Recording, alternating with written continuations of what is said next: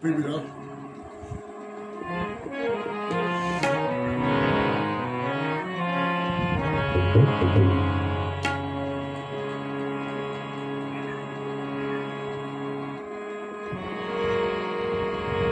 पोथी पढ़ पढ़ जगमुआ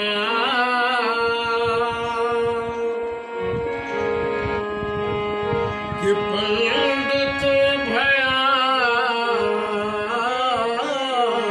को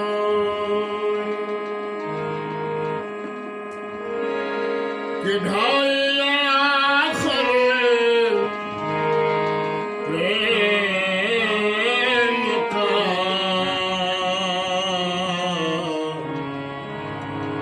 पढ़े सो पंडित।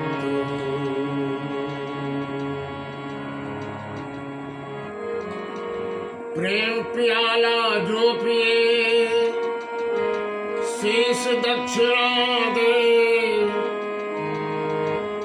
लोभी शीश न दे सके नाम प्रेम काले। प्रेम न बाड़ी उपजे प्रेम न हाट बिकाए, कि राजा प्रजा जेहि रुचे आशीष दे लेगा। राजा प्रजा जेहि रुचे शीश दे लेगा। प्रेम जो करता है उसे प्रेमी कहते हैं।